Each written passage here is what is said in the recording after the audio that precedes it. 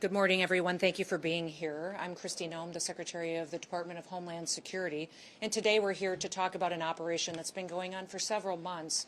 In fact, after an incident happened here in New York City that brought us to a point where we recognized that we had to work together in order to bring illegal criminal aliens to justice. Nearly 6 months ago, two criminal illegal aliens attacked an off-duty Customs and Border Protection agent and his friend while they were sitting on a rock in a park after hours enjoying the evening together. These two criminals came and attempted to rob them, and it ended up where they bravely fought back.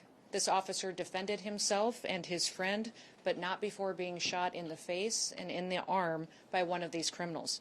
Immediately after, the men and women of the Homeland Security investigations worked with NYPD, leading to the arrest of that gunman in just 2 hours. Within 28 hours, the second assailant was arrested as well, and those individuals have been brought to justice. But those individuals would have never been in this country if they hadn't been allowed in by the Biden administration when they ignored our federal laws and allowed them to come in illegally. Now, the officer that was injured doesn't seek public attention. He wishes to remain anonymous, but he had a distinguished career and a legacy of service and continues to do so. But his life was forever altered by this heinous crime. His attackers never should have been in this country, and they've been protected and were protected up until that point by sanctuary city policies. In fact, they had long criminal rap sheets and were released by the Biden administration and continued to be released by leaders in this city to perpetuate crimes against the citizens that live here. During our investigation, we learned that these scumbags were affiliated with the transnational criminal organization, the notorious Trinitaris gang in New York. We began to target every single last person that is affiliated with them and recognized that they needed to be brought to justice. The American people deserve dignity, they deserve justice, and we deliver both. So we launched Operation Salvo here in New York City. Operation Salvo was a cooperation of the resources of CBP, HSI, ERO, and also the federal prosecutors from the Southern District of New York. The New York County District Attorney's Office also participated in this operation. We've arrested 54 individuals as a part of Operation Salvo since its inception just a few months ago. Those arrested are violent transnational gang members and affiliates associated with Trinitarios who are responsible for weapons trafficking, for human smuggling, for narcotics distribution, and for armed robberies. They had perpetuated previous violent attacks across the city of New York City. We have already removed not only many of these individuals that we have arrested, but over 60% of them have been returned back to their home countries to face justice for their crimes there as well.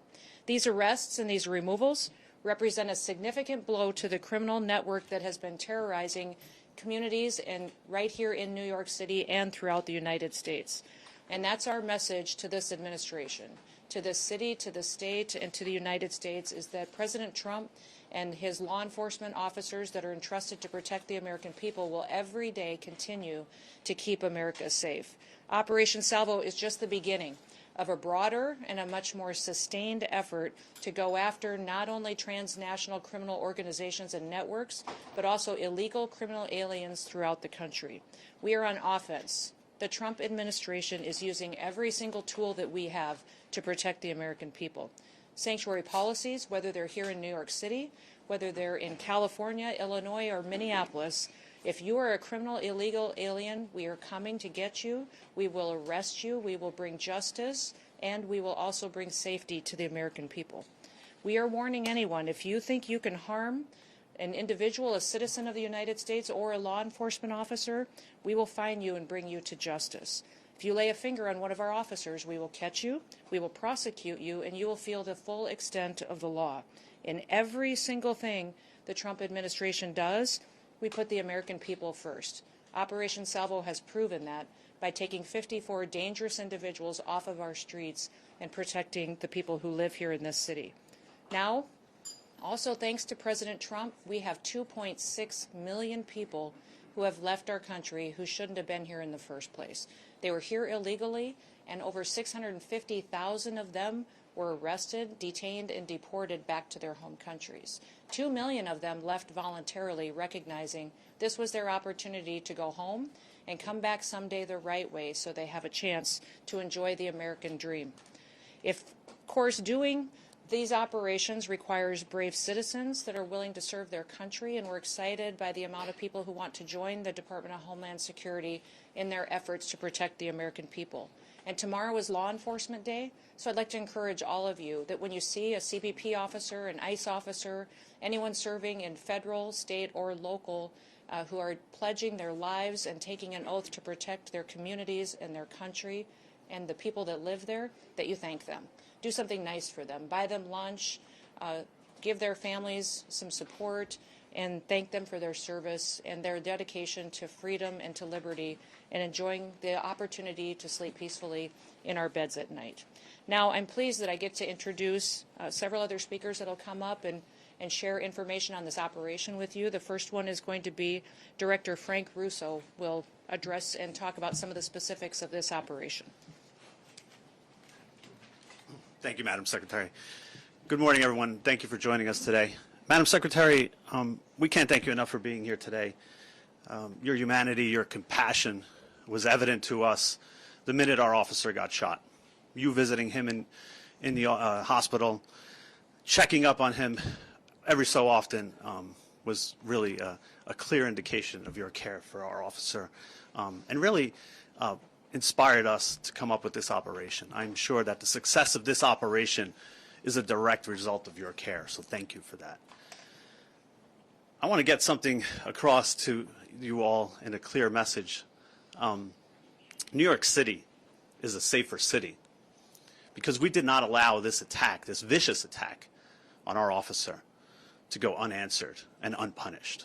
Because Operation Salvo delivered clear, real, and measured results. Now, the best thing about this operation is that it was done the way law enforcement loves to do it. Quietly, discreetly, behind the scenes, often under the cover of darkness. And what that did was it allowed our officers and agents to go out there, to conduct surveillance, to do intel gathering operations, and to arrest these individuals without any interruptions and without any impact to civilians.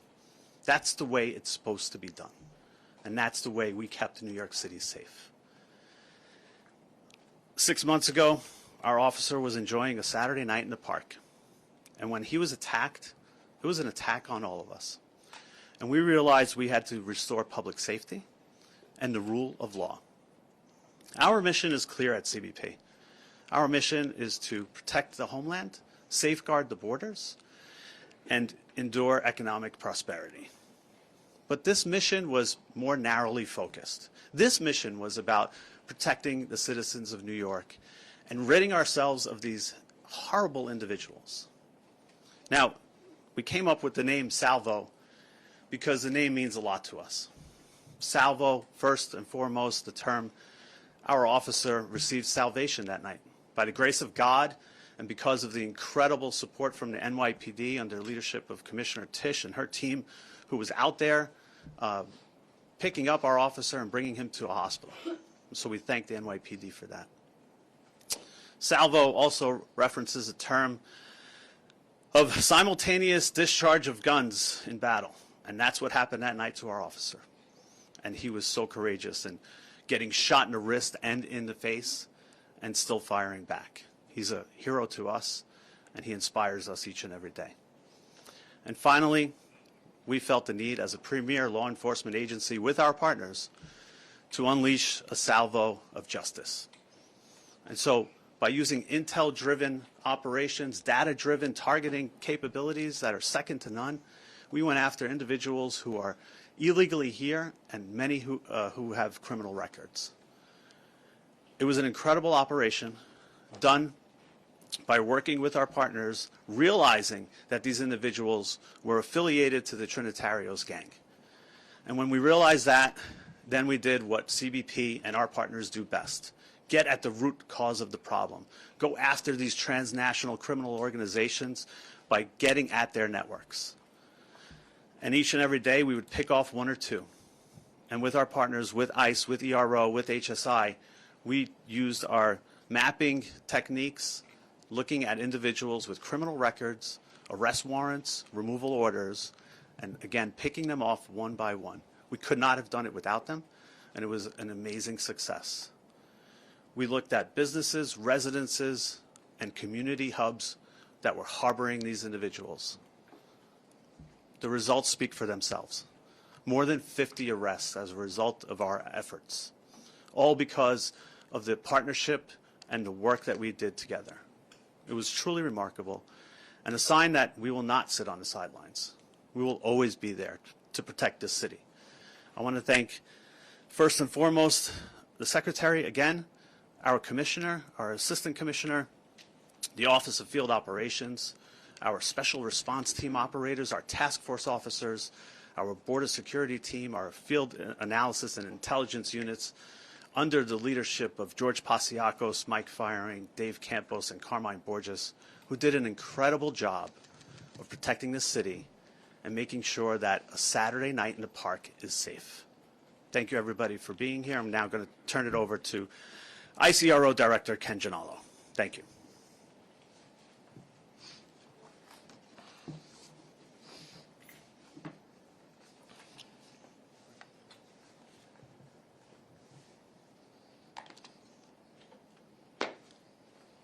Morning, everyone. How you doing? My name's Ken Gianello. I am the Field Office Director for ICE Enforcement Removal Operations, New York City. I first want to thank Secretary Noem for traveling to the city today and for her continued and unwavering support of our brave law enforcement officers. We are here today because of the abject failure of the New York City bail reform laws and sanctuary city policies. The tragic shooting of this heroic CBP officer was entirely preventable and is a direct result of those policies. What makes this case particularly egregious is both of these violent criminals had been in NYPD custody on multiple occasions. However, due to these sanctuary city policies and the politicians that prioritize politics over public safety, these criminal illegal aliens were repeatedly released onto New York City's streets to harm this brave officer. ERO New York City is proud to partner with CBP and HSI in this joint initiative to not only locate and arrest the two criminal aliens responsible for the shooting, but also to identify, locate, and apprehend their Trinitario associates, ruthless gang members who engage in illicit activity and terrorize law-abiding New Yorkers. Together, we have arrested over 50 criminal aliens, many with felony convictions, including weapons offenses, drug offenses, robbery, assault, rape, sexual abuse, burglary, and larceny. Approximately 30 of those have already been removed from the United States, while the remaining are in ERO custody at this time. Communities with sanctuary policies suffer the most harm from criminal aliens. When local police release dangerous aliens into the community, they often reoffend in the same community that they are released in. And also, they stay in sanctuary city areas. In this case, the shooter demonstrates he would travel to another sanctuary city jurisdiction, which was in Massachusetts, where he had an outstanding criminal warrant for armed robbery. So to further their criminality without fear of consequences or repercussions, they will travel to sanctuary city jurisdictions, basically hiding in plain sight. They provide safe haven for criminal aliens. The lack of cooperation is unprecedented across the law enforcement spectrum, and rather than the city's stated purpose to protect the immigrants in New York and the citizens of New York City, these misguided policies allow criminals to roam freely in our city, in our country, subjecting New Yorkers and all Americans to unnecessary harm, which includes an off-duty CBP officer just trying to enjoy his Saturday evening in our great city. ICE will continue to uphold the mission to protect the city's residents by holding alien offenders accountable. New Yorkers should not have to worry about violent criminals roaming their neighborhoods because the local systems fail them. We always stand ready to work with our local law enforcement partners without condition and sincerely look forward to reestablishing mutually beneficial path forward for the safety of all New Yorkers to ensure preventable tragedies like this never have to occur again. Thank you. I will now introduce you to the Special Agent in Charge for Homeland Security Investigations for New York, Mr. Ricky Patel.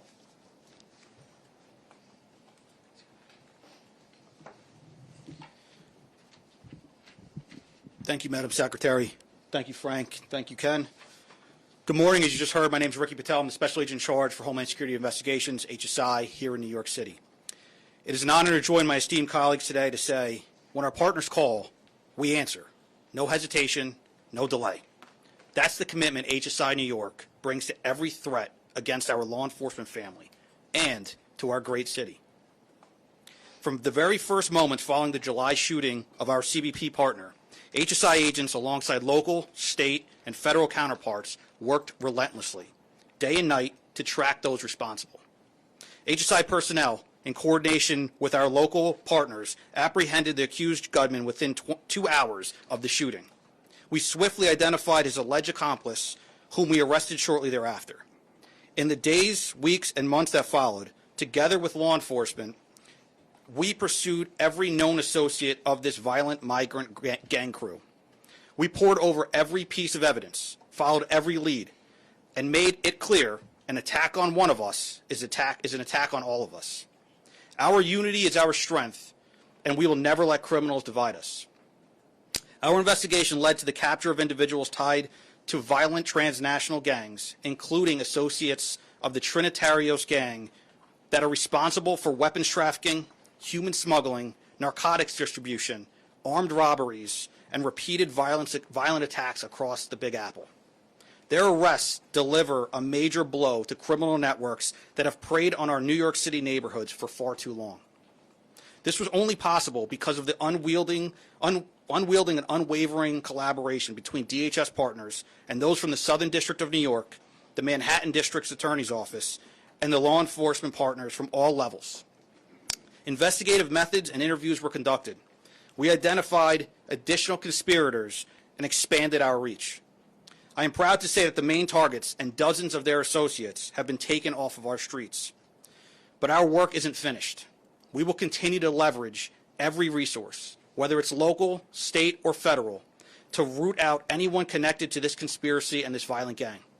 Leadership and teamwork remain the backbone of our success.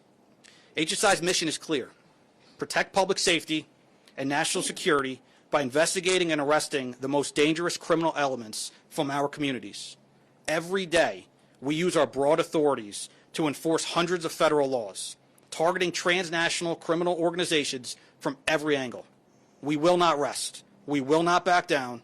HSI New York will continue to disrupt and dismantle criminal networks, ensuring our city and our country remain safe. Thank you, and I now turn it back over to Secretary Noem.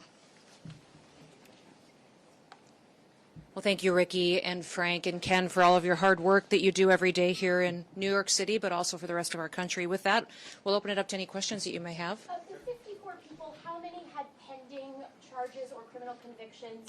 And I'm wondering, ICE's own data in New York City shows that over the last year, between January and October, 70% of the arrests that ICE did in New York City had no criminal convictions or pending charges. Should New Yorkers expect that trend to change? That's higher than the nationwide average. If you look across the nationwide average, we have 70% of the individuals that we've arrested and detained have criminal convictions or charges against them, So either New in York this City, country 70% or other. have no criminal charges or pending cases. So should that trend continue? We're continuing to do our work to bring those criminal illegal aliens to justice. And ICE will continue to get up every day and do what they can to protect New York City. I can have Frank or Ken speak to if you know how many criminal convictions of the 54 had previous to this arrest that they had. I don't know if you have those data points with you. We can get those for you, though. Exactly. The vast majority of them, though, have criminal charges against them or convictions against them as well. Yes. Where were the 54 people from? Were they all part of the Trinitarios? And what's their immigration status? Again, loosely affiliated to the Trinitarios. Want to make that clear.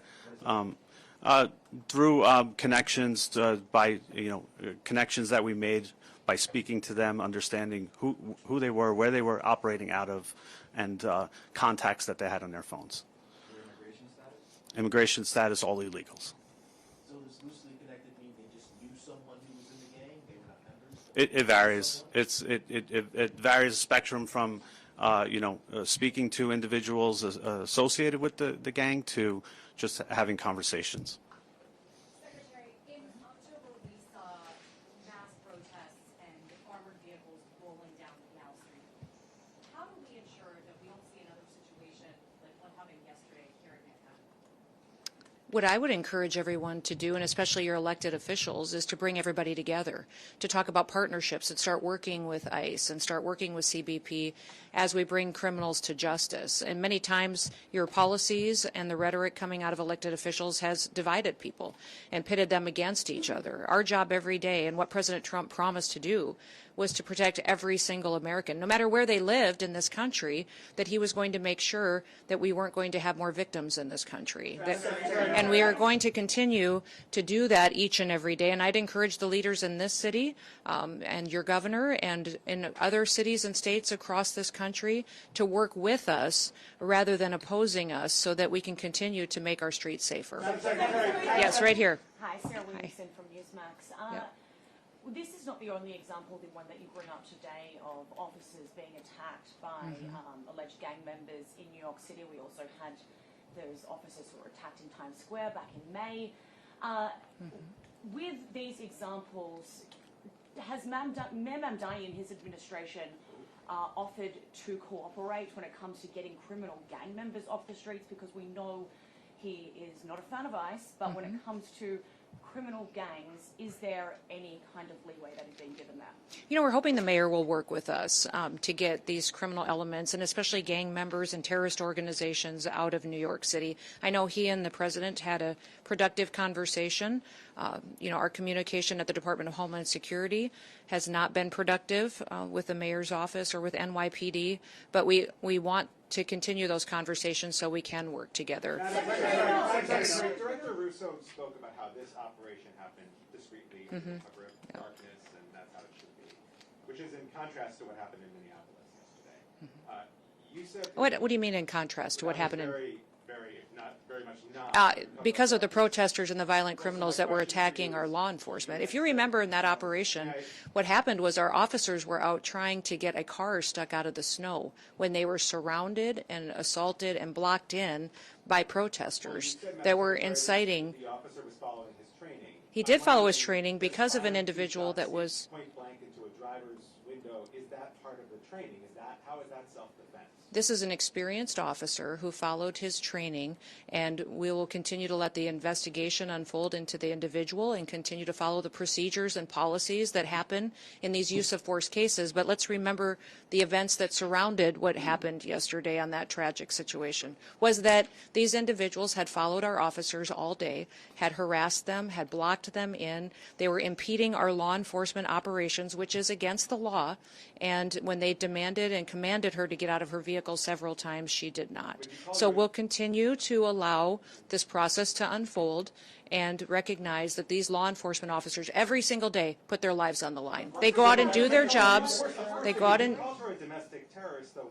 This was an act of domestic terrorism, which is perpetuating. Into who she was or what she was about, and These policies and procedures that follow a use of force situation like this are continuing to be put in place. So this is standard operating procedure after every use of force situation, is that we follow these procedures and protocols. This situation is no different. Back there. Nope, this young lady right beside you. I'll come to you next. Thank you so much. Should we expect a surge of agents in New York City, and if so, when? I would say that President Trump and his administration are focused on protecting people. So we will never telegraph exactly the numbers and operations that we have and where we will be focused on. But I think that when you see violent criminals that are taking advantage of American citizens and putting their lives in jeopardy, our law enforcement officers at DHS will always show up. Yes. I'll come back. I'll come back. Go ahead. Secretary, the officer involved in the shooting yesterday, has he been suspended or is he still in the field? The officer went to the hospital. He was hit by the vehicle, went to the hospital and received treatment, was released, and is spending time with his family now. And is he still Yes, sir? Yes, in Minneapolis yesterday, you said the surge there would continue. While you didn't directly say whether we can expect an ICE surge for civil deportation enforcement, can you explain what a surge is? I won't describe in detail our law enforcement operations that we have. It's just puts our officers' lives in jeopardy, but they will be there enforcing the laws of this country and upholding the public safety needs that have to happen when it comes to enforcing federal law. So will this be just Homeland Security investigations? You know, we've got thousands of officers there, and I'm not opposed to sending more if necessary to keep people safe. Back up here. Secretary, can you talk a little bit about the experience of the officer and some of his background? How much training did he have?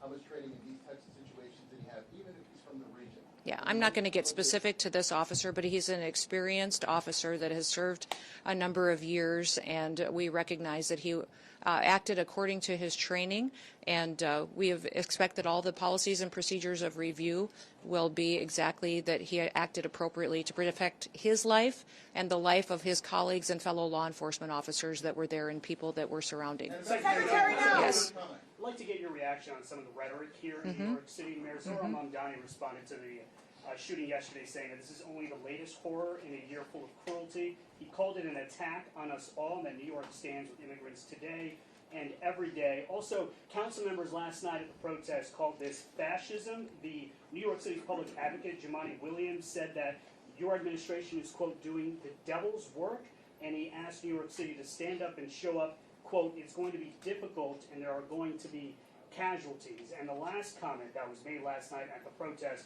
was from New York State Representative Alex Boros, also a Democrat. Quote, not only was the ICE agent's hand on the gun, but Secretary Noem's hand was on the gun. President Trump's hand was on the gun. What is your response to New York Democratic leaders, those particular comments, and the protesters that are outside? I would say those comments are why we're standing where we are today.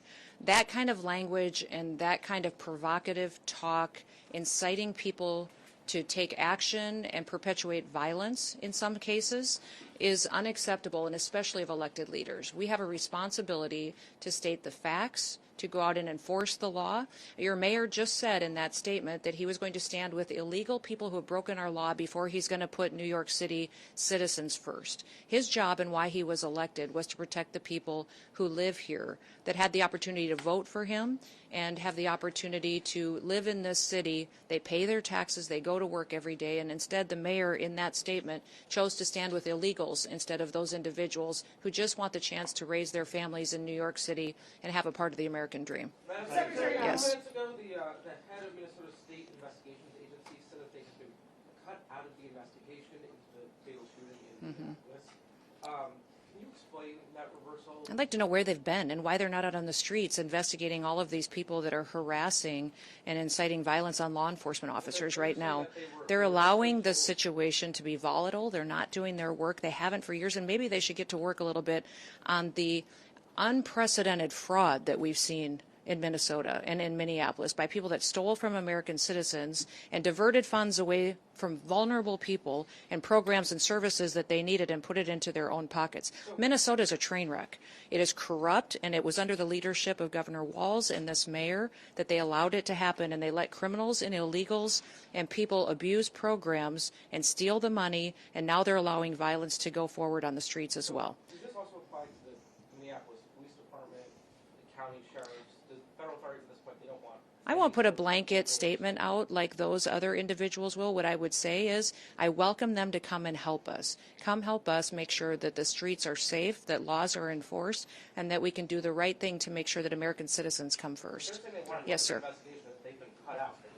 They have not been cut out. They don't have any jurisdiction in this investigation. Yes, go ahead. I'm going to speak to this individual right here. Yes. How do you respond to Americans who have been listening to your comments that this was an act of domestic terrorism, that the officer was hit? Anytime you take something, it is in direct contradiction to what they are seeing and watching in the multiple angles that have been released. What I would, 24 hours. this vehicle was used to hit this officer. It was used as a weapon, and the officer feels as though his life was in jeopardy. It was used to perpetuate a violent act that this officer took action to protect himself and to protect his fellow law enforcement officers. So we'll let this continue to go forward and follow the same policies and procedures that every use of force situation does. But we've had almost over 100 times that these vehicles have been used to ram law enforcement officers and to do damage and to harm them. When you take an action and use a weapon to harm someone and to incite violence against them and try to cause them injury or death, then it needs to be labeled exactly what it was. Do you believe the use of force in this instance was commensurate with the actions of that vehicle and the driver? I would say that when these individuals use their vehicles to try to ram our law enforcement and put their lives in jeopardy, that law enforcement officer has to make a decision to protect his life and the individuals around him as well.